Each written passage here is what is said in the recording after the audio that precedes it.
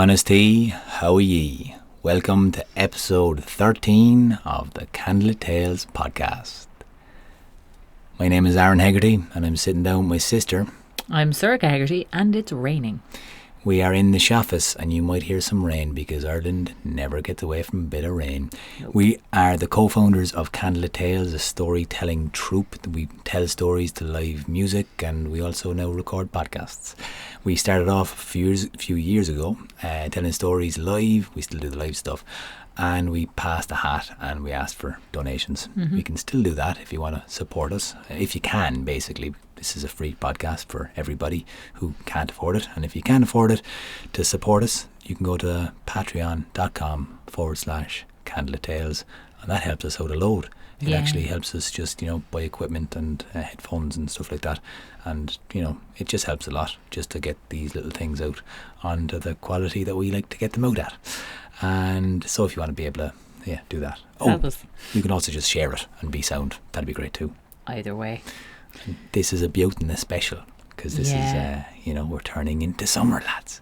Don't get the shorts out too quickly. But we're, just to get us nice and ready for a great, brilliant Beautana celebration, we're going to tell. And this has been requested. Midir and Etain. Sorcha, take her away. All right.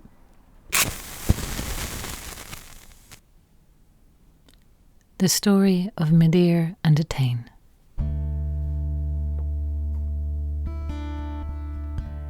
The king and queen of Bree, Midir and Fuamnach, had a great and famous household. Midir was a great king. His queen Fuamnach was his equal in every way, and besides that she was herself a powerful druid. They were known throughout Ireland for being so well matched and so well balanced that they were chosen by innumerable families to foster their children, to raise them up with all the values of the culture, all the security of a good home, and to be an example of how a good marriage and a good household should be run.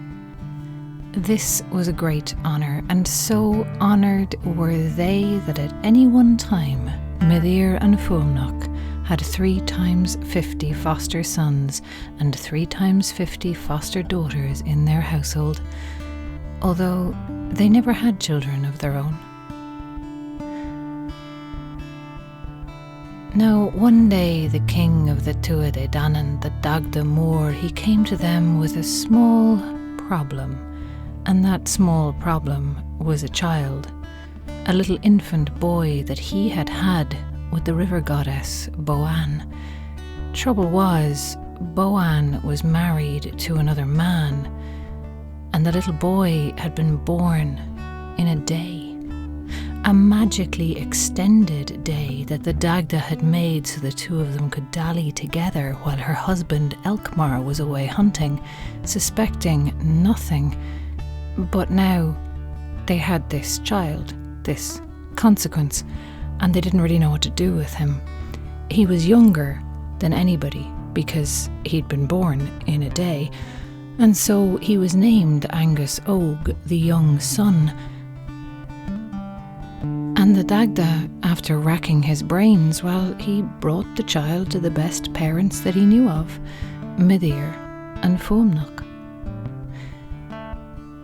Angus was an easy child to love.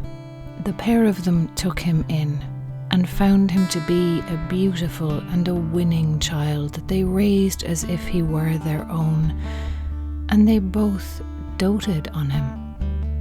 And he filled up something in their marriage that they hadn't realised had been missing, brought some bit of light and life and joy to them that they hadn't known to miss. Now, Angus grew up, as children tend to do, and Midir took him to meet his father, the Dagda. The Dagda welcomed his long-lost son in with open arms, and Midir left him to get settled and situated, as the son of a powerful man and a powerful woman, though he wasn't quite sure how that was going to be managed, what with Boann's jealous husband Elkmar. hovering in the wings, ready to take offence if he ever found out Angus's true identity. But in any case, Midir went home. Now, when he went home, he noticed it.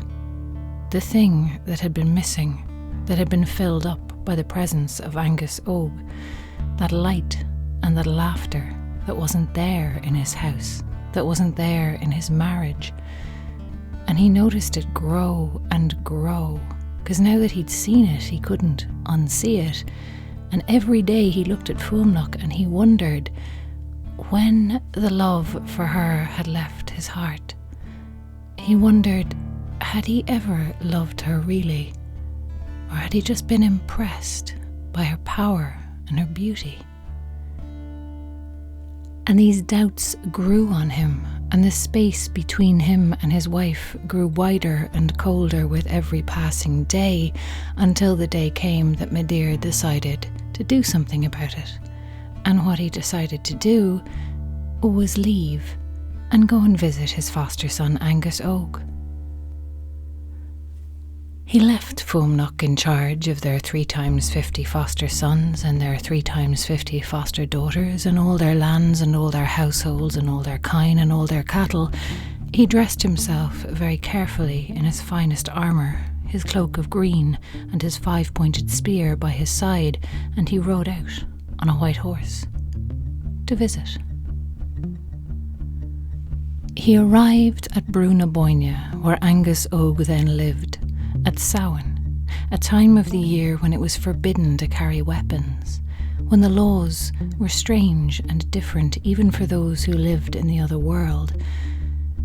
Now, the pair of them came out to the side of the hill to watch a game of hurling that was happening in the valley below them, and Midir pointed out to Angus that there was a man standing on the hillside opposite them, glaring over at Angus Og as if he hated him.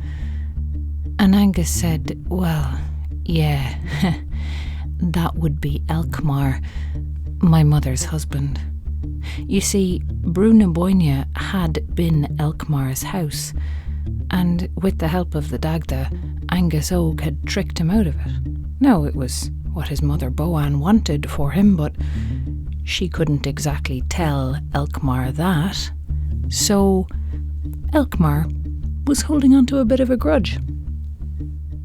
And then a fight broke out in the hurling match in the valley below, and Angus Og made to go down and settle it, but Midir noticed a strange glint in the eye of Elkmar over there on the hill opposite, and he stopped him and said, I'll go down and you stay here. I don't trust this. Midir waded into the fight and tried to pacify it, but he was set upon by these youths who had been told what to do by Elkmar himself. He was struck in the side of the head with a hurl so hard that his eye was knocked out of his skull.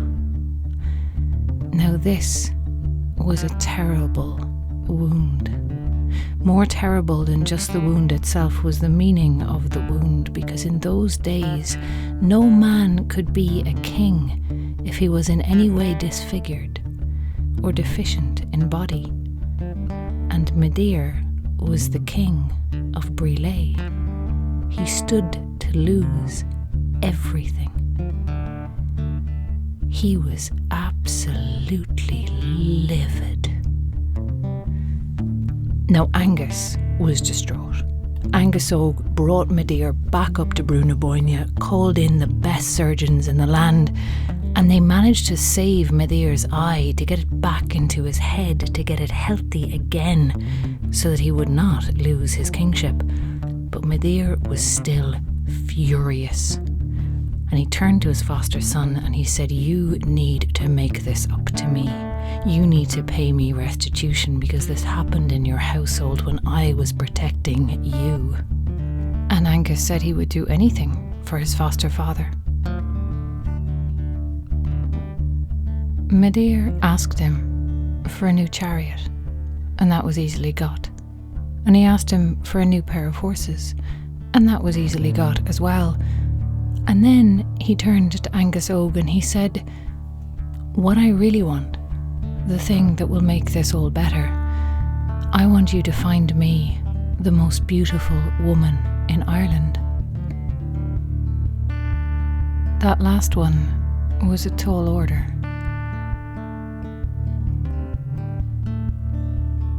Angus Og searched far and wide until he found the most beautiful woman in Ireland, a woman named Etain.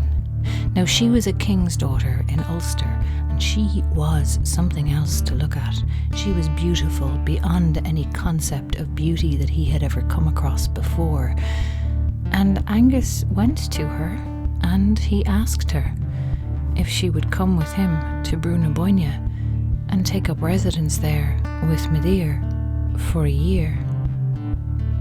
And Etain looked at him and said, "Now, why would I want to do a thing like that?"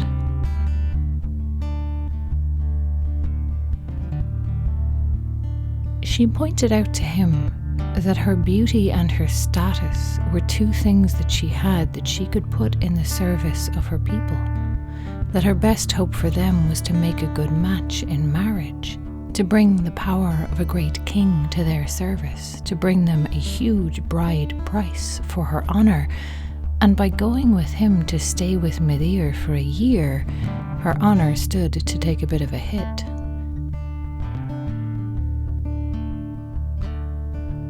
But Angus begged and Angus pleaded, and Angus was such a lovable young man, being a god of love, that Etain found it difficult to say no to him. And so she thought about it, and she said, "Okay, so I won't go with you, lest it devalue me in the eyes of one who might marry me. So what you need to do is make up for any loss in value that might happen to me and to my reputation. So here's what you're going to do. You are going to clear 3 plains and plant them all. And you are going to divert 3 rivers so that they can irrigate those plains for the benefit of my people.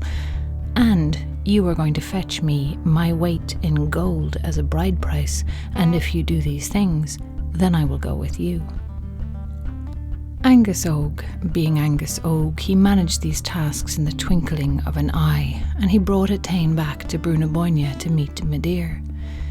Midir was smitten the moment he saw Etain, and Etain, somewhat to her surprise, found herself falling for the proud king of Brí in her turn. They lingered in Brúnaboinne together for a year, living in bliss and in harmony, and Angus was so delighted to see his foster father well and happy once again. At the end of that year, Midir realised that he had been a long time away from his home, and he offered Etain a place in his household. She told him that she would not be put beneath anyone else in his household. She would marry him, but she'd be second fiddle to no other woman, and Midir thought that was absolutely fine. And so, with nary a word sent ahead to his wife Fuamnach, who'd been holding down the fort at home for all this time, Midir brought Etain back to his house at Brí. Now, it was not unheard of for a man to have 2 wives in those days, or a woman to have 2 husbands, but Fuamnach was a little taken aback when her husband brought this woman into her household unannounced, without a by your leave. But she was prepared to welcome Etain in, as long as she knew her place. And so she brought them inside, poured them each a drink, greeted them cordially, if a little cautiously, and watched to see what this woman would do. Etain took a look at Fuamnach, and she took a long look around the hall of Midir, and she saw the seat of Midir there at the top table, and she saw beside it the seat that belonged to his wife.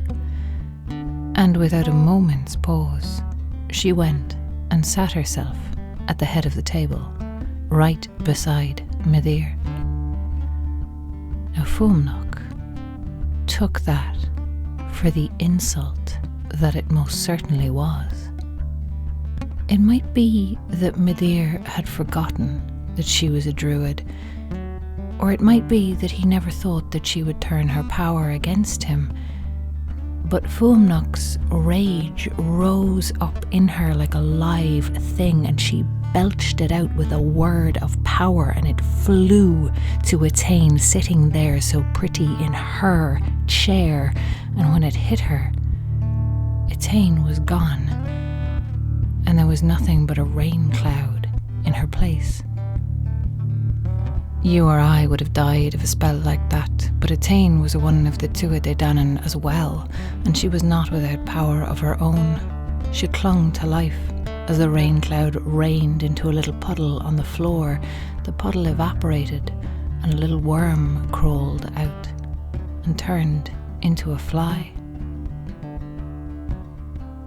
The fly, Etain, buzzed up to Midir and fluttered and flew around his head, and much to Fuamnach's disgust, Midir was not repelled that his beloved had become such a loathsome, lowly creature.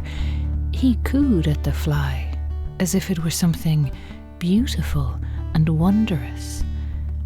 He exclaimed over the beautiful iridescent colours on its body.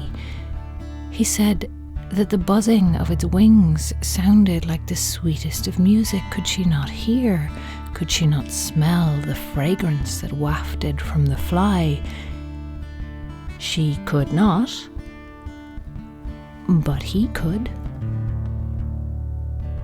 And from that day on, there was nowhere Midir went without the fly Etain perched on his shoulder and buzzing about his head, while Fuamnach stewed on her rage. It was one thing to be put aside for a girl of surpassing beauty, but it was another thing to be ignored in favour of a fly, and so her anger rose up within her again, but this time it took a different form, more potent, more destructive. And when it came out of her this time, it came out in a spell that she cast and called down on the fly Etain, a great and powerful storm. The winds of that storm picked up the fly and blew her and buffeted her all around Ireland. She was helpless before it, driven by the winds and the rain. She was blown on the winds of Fuamnach's rage all the way to Brúnaboinne, and Angus Og, he recognised the fly as the woman Etain. He caught her, rescued her from the storm and the tempest, and locked her in a little glass bower that he filled with flowers of every kind so that she would be happy and comfortable, as a fly could be. And then Angus Og sent for Midir to come and fetch her. But Fuamnach came faster. She changed herself into a serpent, unlatched the glass bower, and called in her storm to blow Etain away. When Midir arrived, he found Etain was carried off beyond his power to save her, and Fuamnach triumphant. Enraged, Midir attacked his wife. He had Angus Og hold down the only mother he had ever known, while he, Midir, cut her head from her shoulders. But Etain was still beyond his reach. The storm of Fuamnach's rage did not die with her. If anything, it grew stronger. It blew the fly Etain from one side of the country to another, whirled her around and up and down and over and under. She was befuddled and bewildered and battered and blown, and there was nothing she could do but surrender.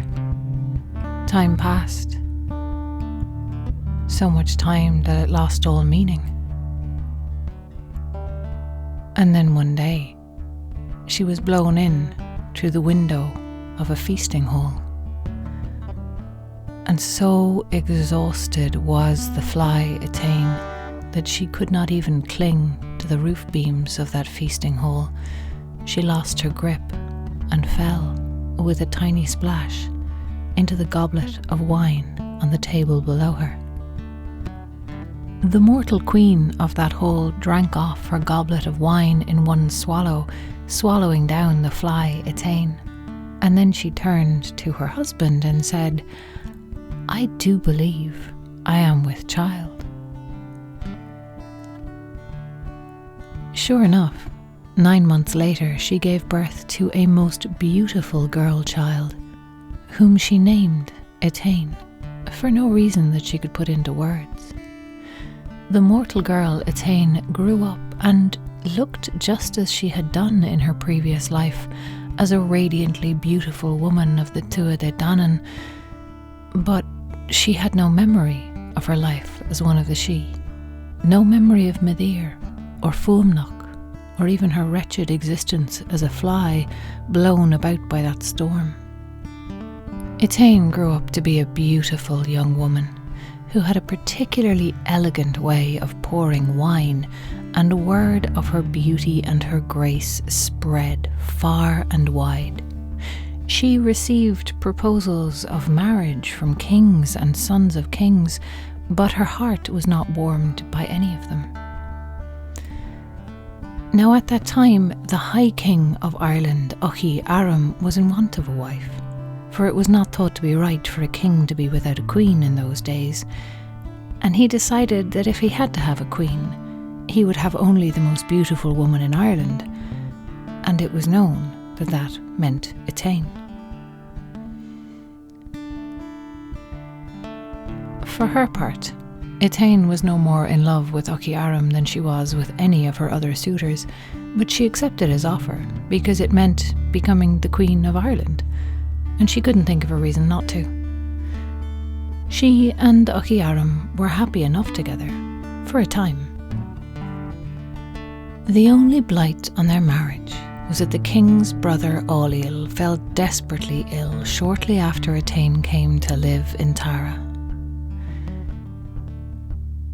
So ill was his brother Ailill that Etain was tempted to put off his tour of Ireland that he had to make every year in case his condition might worsen. But Etain offered to stay behind and look after him while Etain was gone. Almost as soon as he was out of the house, Ailill asked to speak to Etain alone, sending away all the servants and attendants, all the doctors and healers and clerics that were trying their best to cure him of this unknown disease. He confessed to her that he was sick for the love of her, and that if he could not be with her, he was going to die. This left Etain with a bit of a dilemma. She did not want to be the cause of her brother-in-law's death, but at the same time, she didn't think her husband would be terribly happy if she slept with his brother. So she had to ponder this for a little while. She thought it over, and then she told Ailill that she would meet him outside of Tara the following day for a tryst. She thought that at least if she met him outside of Tara, she wouldn't be betraying Etain in his own house, and so it wouldn't be quite as bad. At this news, Ailill leapt out of bed, hale and hearty once more, and went singing through the hallways. The following day, Etain waited in the appointed place for Ailill to come, already half regretting her choice. She saw her brother-in-law come towards her, and then as he approached, she saw him change. A light seemed to glow from his features, and then it was not Ailill who stood before her at all, but a much more beautiful-looking man, tall and handsome and shining, with a green cloak around his shoulders and a 5-pointed spear in his hand. Midir, for it was indeed he, told Etain how he had been searching for her all this time and begged her to come back to the other world with him. She had been lost to him for hundreds of years. In the time she had been away, lost in that terrible storm, Ireland had fallen to new rulers, to mortal men, and the Tuatha De Danann had gone underneath the hills, to the rivers and the waterways and the wilds, and he wanted to bring her back there, to that land of eternal youth, where there was no pain, no sickness, no death even anymore. And Etain had no idea who he was.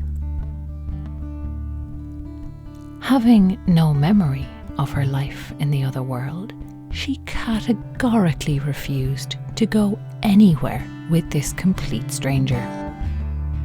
Besides which, she was in no way impressed with the trick he had pulled on her to get her outside the walls of Tara to approach her in this way. He'd caused her a great deal of suffering and distress, and she was not best pleased with him. And so Midir changed tack and went a little bit more softly, and rather than proposing that he take her away for all of eternity, he asked if she might consider giving him a little kiss, which Etain also refused. Midir begged and pleaded with Etain to kiss him just once, because he knew in his heart of hearts that if she kissed him, if her lips and his touched, he was sure that all of her love for him would come back, all of her memory of the other world would come back, and she'd be his again. But Etain was having absolutely none of it. Given that he had manipulated her into betraying her husband, she told him that she would only kiss him if he could get permission from her husband. And Etain knew well that that would never happen. Ochiaram was a proud man, and a jealous one too, possessive of his beautiful wife. And with that left on Midir's plate, she went back to Tara and forgot about the whole thing, or tried to anyway. When Ochiaram came back from his tour of Ireland, she very firmly told him absolutely nothing about how his brother Ailill had been magically cured of whatever disease he'd had, that nobody knew what it was even now. And she certainly didn't tell him about the beautiful stranger who wanted to whisk her away to the other world for all eternity, and claimed to have been in love with her in a past life. It seemed better that way. Ochiaram had not been back in Tara for very long when a beautiful man in a green cloak turned up at the gates. Now, recognising from his dress and his face that this man was possibly one of the Tuatha De Danann, Ochiaram greeted him with great respect and deference and made him welcome.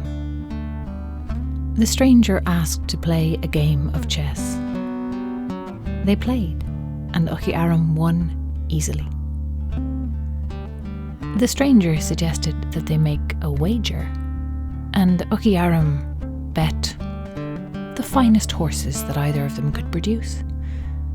And they played again, and again Ochiaram won. Knowing now that he was in possession of 2 horses of the Tuatha De Danann, he was excited to play again. In his excitement, Ochiaram suggested they play for higher stakes. The winner could ask the loser for any favour he desired. His mind was full of the things that he would ask this magical man to do, and Ochiaram was taken aback when the stranger beat him in only a couple of moves. He was even more taken aback when the stranger asked his forfeit, for Ochiaram to allow him to kiss his wife. Ochiaram was stumped, but he asked the stranger for a month's grace to get used to the idea. Midir, for it was of course he, left, promising to return for his winnings in a month's time. And Ochiaram spent all of that month assembling his army, training them and equipping them and making them ready to repel any invasion. On the day that Midir was to return, he had the army surround Tara, man the walls, man the courtyards, bristling with shield and spear and sword, while he and his wife Etain stayed inside the feasting hall, surrounded by guards, row on row, all facing outwards with their spears at the ready. And so prepared he waited. But the stranger did not come to his gate. Instead, there was a bright light, and all of a sudden Midir was standing there before the two of them inside the circle of the soldiers, and he put out his hand to Etain, and he kissed her.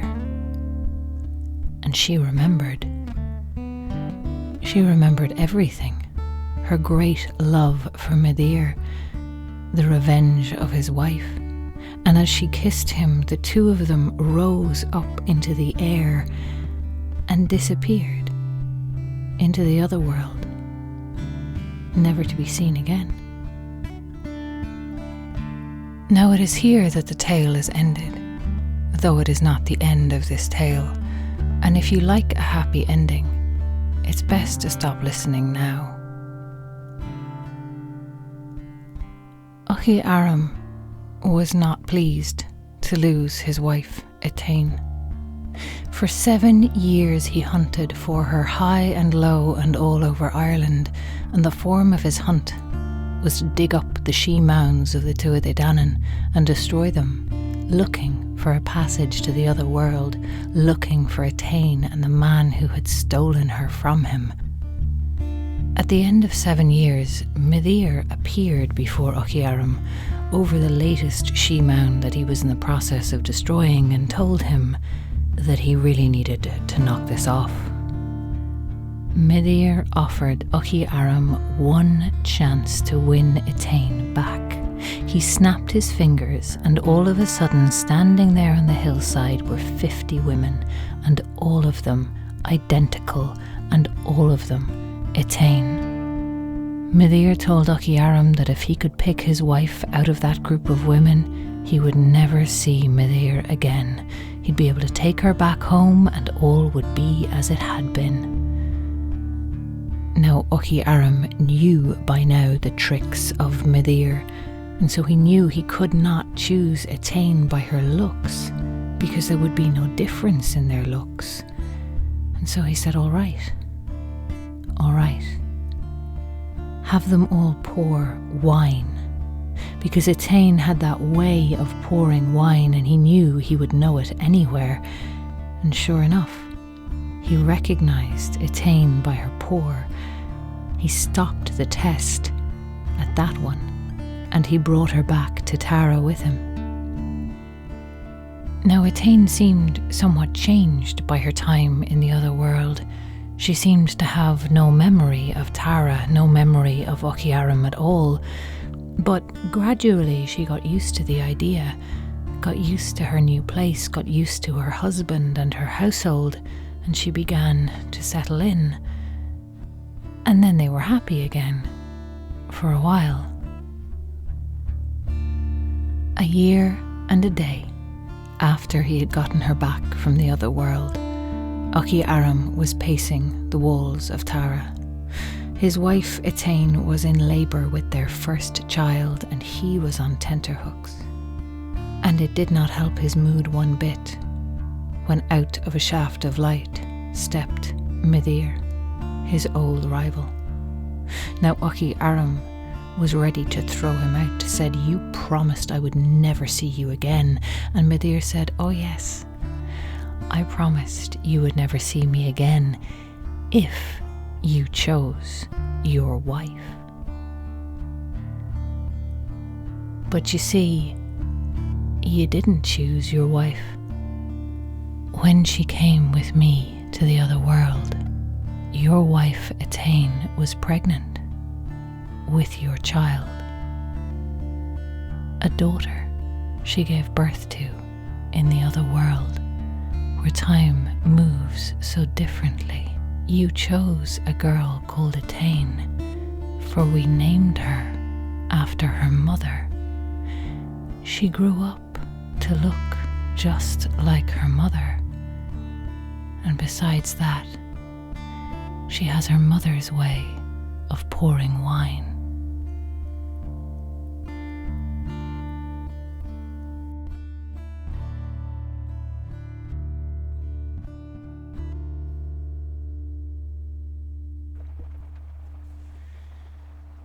Whoa. All right. So you've just listened to one of the well-known, great romantic love stories of Irish mythology with the alternative ending. Well, I mean, it's not so much the alternative ending as it is the kind of post-credit scene, you know, like... That usually gets left out. Well, really? Yeah. Do you wonder why it usually gets left out? It's one of the stories that I remember from primary school, and the butterfly stuck with me as like, and sometimes it's a bee or a fly or whatever it can be like, and that she gets turned into, and it's like, oh, this lovely, beautiful thing that always lasts, and it always lasts in love, and it's lovely, and it's... Yeah, he's in love with the essence of her, not just the appearance of her. I've always had the alternative theory that he likes her better when she can't talk. Not a bit. But I'm also cynical. Massively, yeah. And I've never had an enormous amount of sympathy with Midir, I have to say. It's not. It doesn't really get painted in the best light, I guess.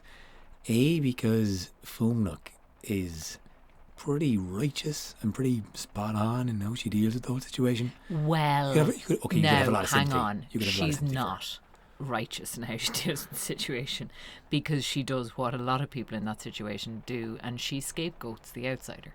Her quarrel is with her husband. Yeah, okay, fair But enough. she doesn't fight with her husband. She fights with the other woman. Yeah, no, that's which a good is point. a kind of a classical thing to do. I think she's well within her rights to be monumentally pissed off. Mm-hmm. But it is that thing of like, she directs her rage at... It's this whole thing with scapegoating, that when people are feeling very angry or betrayed, we tend to subconsciously find the person who it's least costly to us to blame. Yeah. So if you're in a marriage relationship and there's an infidelity, as is the case in this story, it is less costly for the betrayed person to blame the outsider, because that way you have a potential of maintaining the marriage. Yeah. Whereas if you put the blame on the shoulders of the spouse who betrayed you, you're kind of like killing the relationship then. Do you know? And it's kind of hard to come back from. It's kind of hard to come back from anyway.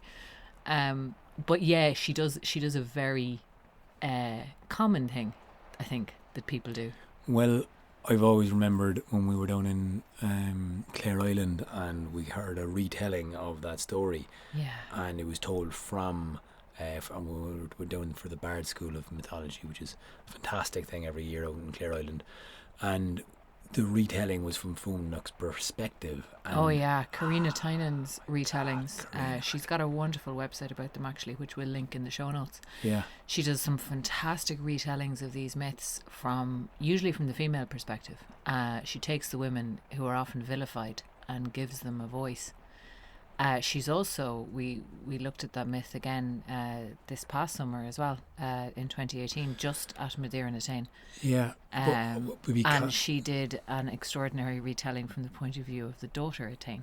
Oh, really? Yeah. I missed it this year. Oh, wow. You did. It was amazing.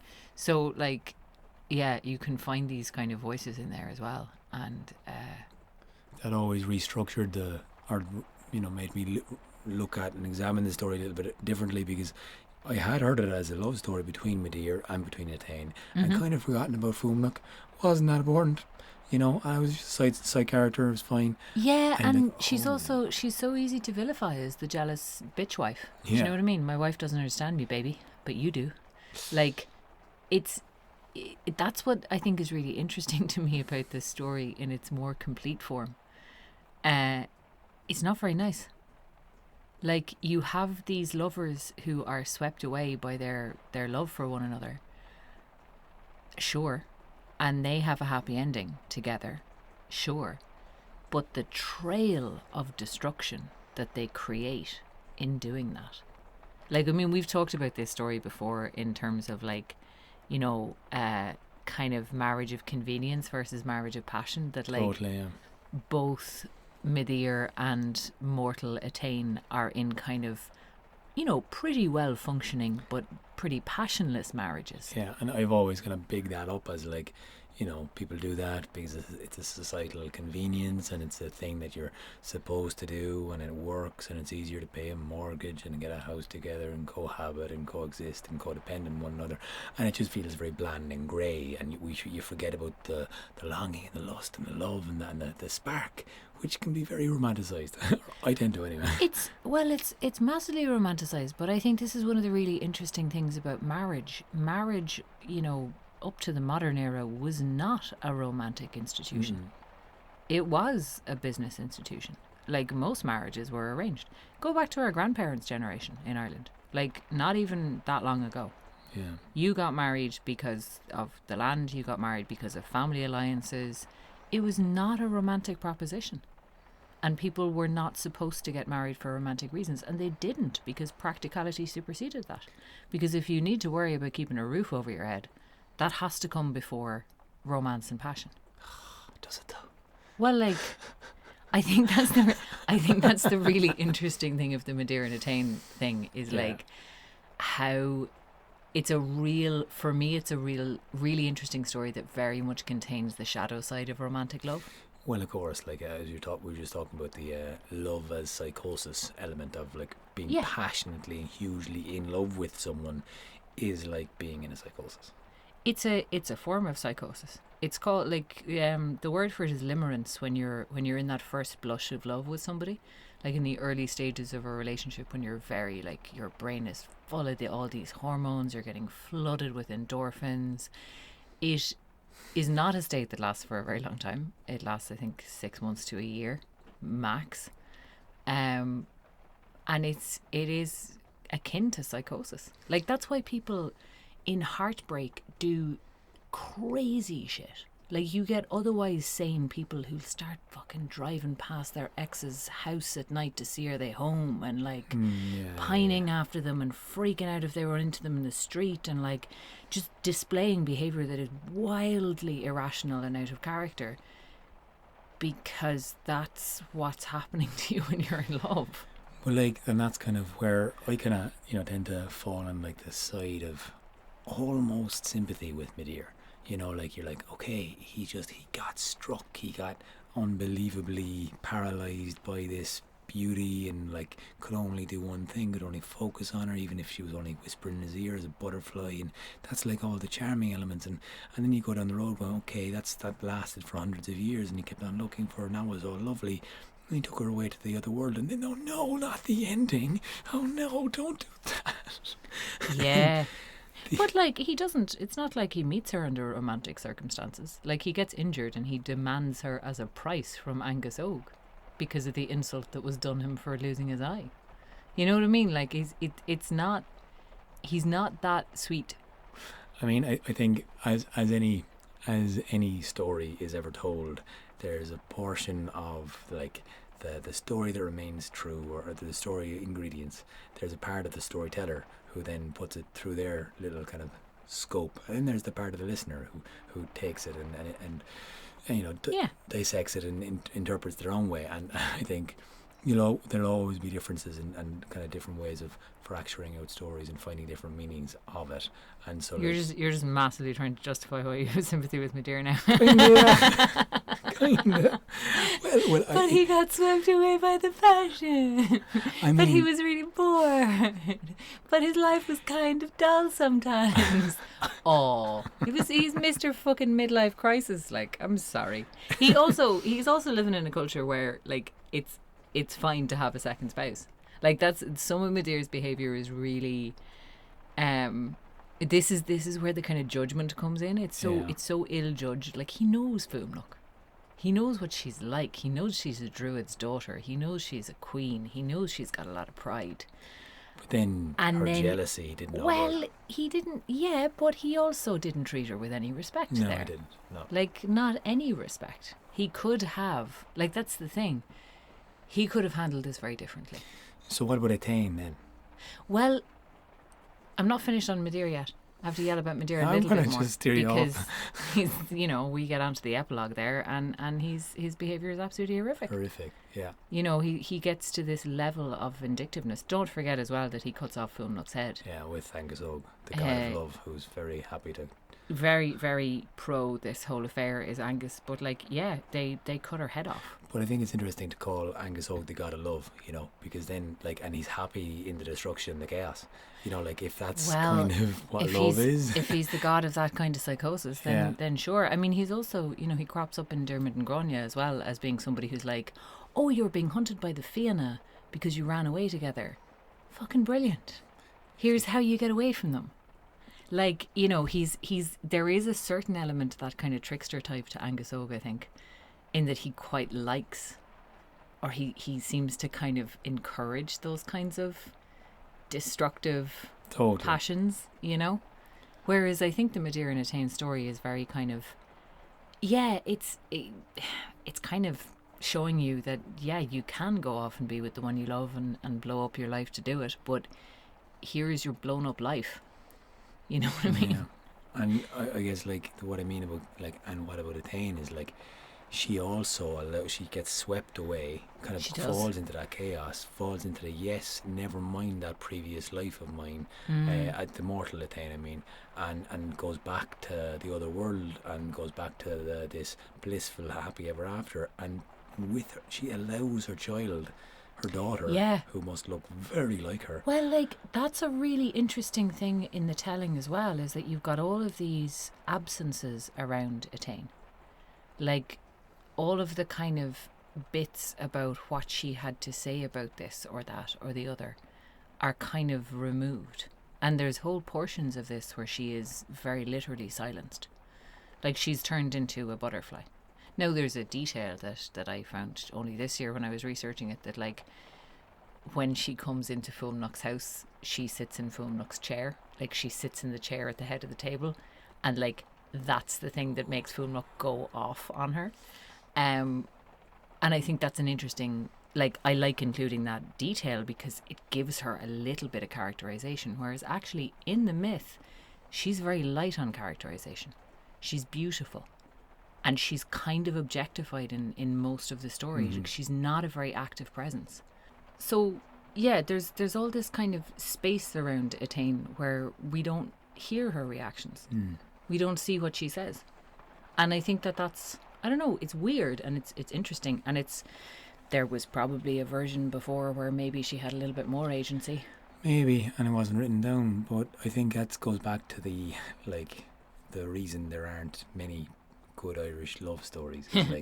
We're too ingrained in the seasons in Ireland. We're too ingrained in the I don't know, the yin and the yang, seeing the good and the bad, and seeing that something good can't just be good, and so you have to give an alternative ending / kind of the opposite side, the other side to the spear. It's just not always good, even when you think it's good. Yeah, nothing is fully good or fully bad. I think that's a real, we've talked about this before, the fact that Irish mythology kind of resists this good bad dichotomy, and that I really appreciate that about it. Absolutely. And I think this is definitely another example of you can read this as being a good happy story, especially if you leave out a couple of bits and make it all safe for the kiddies. Or you can read this as this, this is the incredible destructive power of romantic love. Handle with care, lads. Handle with care. That's kind of that's the thing you need to take away from this Beochtana special, I guess, as we rein in the summer months. We just experienced Beochtana, so the Celtic calendar is ticking along. We're into the light half of the year, saying goodbye to the darkness, eating as much as we can, and feasting and frolicking and falling in love and leaving chaos behind us. It's basically what we do, right? Well, that's what you do. No, past that. Anyway, I hope all of you lovers out there are having a great time, and till next time. Yeah, well, we should say Beochtana is a fire festival, so Later you up, lads. play with fire, man.